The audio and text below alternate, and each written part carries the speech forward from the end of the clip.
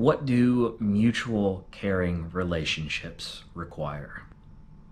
Beardos, beard fans, villains. Welcome to Villainous Vox, a voice for the villains. My name is John Wade. I'm your host for the Thought for the Day, and today we're looking at another thought from Mr. Rogers. Mr. Rogers had this to say about mutual caring relationships. He said, mutual caring relationships require kindness and patience, tolerance, optimism, joy in the other's achievements, confidence in oneself, and the ability to give without undue thought of gain.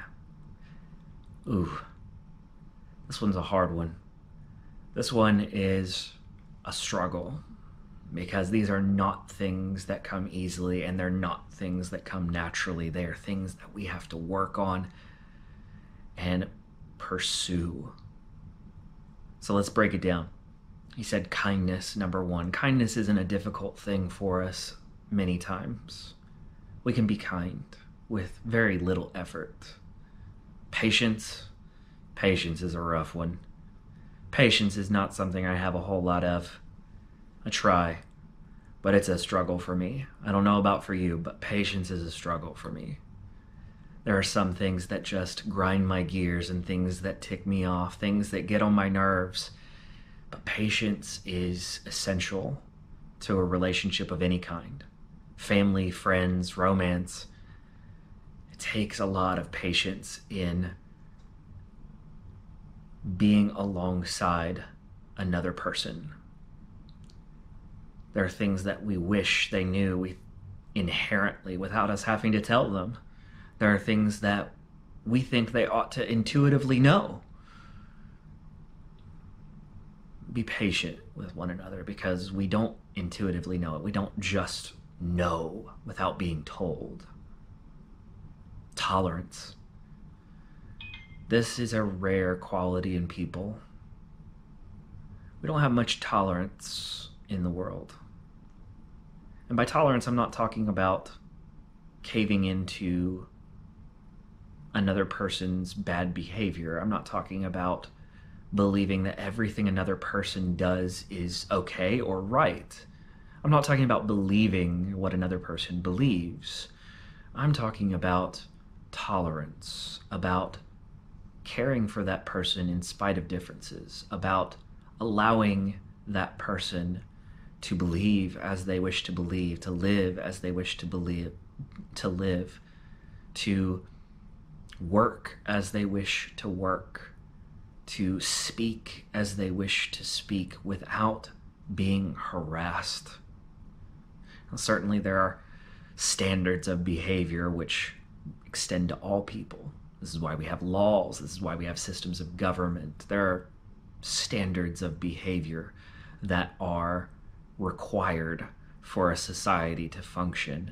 But I think one of those standards is also tolerance, to allow someone to be unharassed in living life.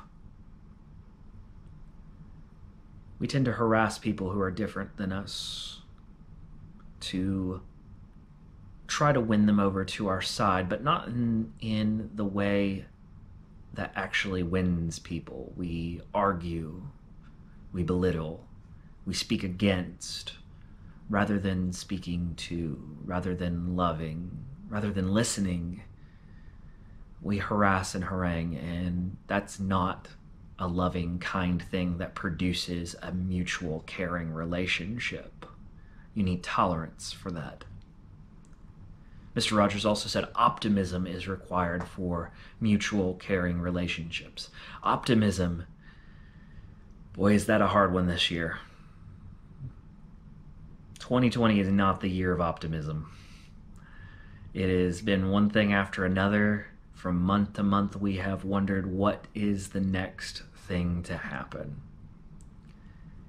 And in relationships, it's really easy to get into a pessimistic mindset. I have a very difficult struggle with this one. I have always firmly believed in the rule that whatever can go wrong will go wrong. And in relationships, that damages relationships. That hurts building friendships. That hurts connecting with family. That hurts trying to love somebody romantically. And if we want any of those things, optimism has to be a part of our perspective. Joy in the other's achievements. This one isn't a hard one if you are humble, if you're prideful, if you are someone who can't stand to see another succeed. This one's hard. But how awesome is it to watch somebody succeed? I think it's a really cool thing to see the joy in another person when they realize they've made it, they've succeeded, they've accomplished something bold and beautiful and wonderful.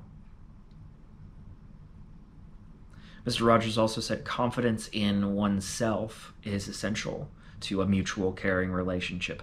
If you are not confident in yourself, if you are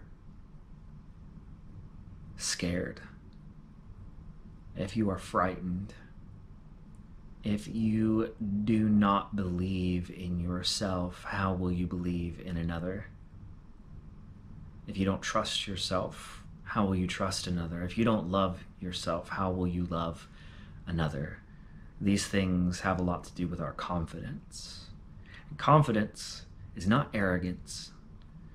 Confidence is rightly understanding oneself. It's the powerful side of humility, I would say.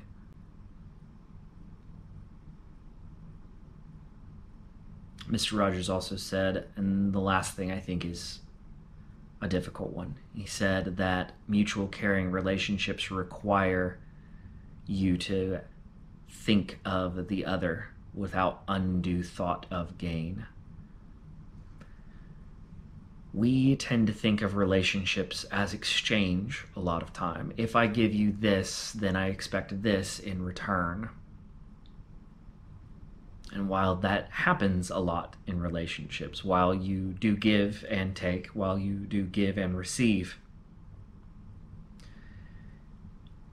it is something that will damage the relationship if you begin to think only of your gain, to think only of yourself, when you fail to think of the other. And it's easy to do. It's an easy pattern of behavior to slip into. I'm not saying that you shouldn't think of yourself, but that rather you should think of yourself less and think of the other more. If you do that in a relationship, I think it'll flourish. I really do. These are all things that empower mutual caring relationships. These are all things that build strong relationships. And I wonder, do you have these things? I don't have all of them. I know I don't. And I need to work on them. So what is it that you need to work on? May we be a people who work on ourselves so that every relationship that we build is a healthy one. That the relationships that we have are mutual, caring, respectful, profitable, encouraging relationships. So that's it. That's the thought for the day, everybody. Thank you so much for joining us today. If you liked what you heard, if it helped you in some way, like, share, subscribe, hit us up in the comments below. Let us know what you think. And join us next time. Until then, this is Villainous Vox, a voice for the villains. And y'all know what to do. Be good and Vox on.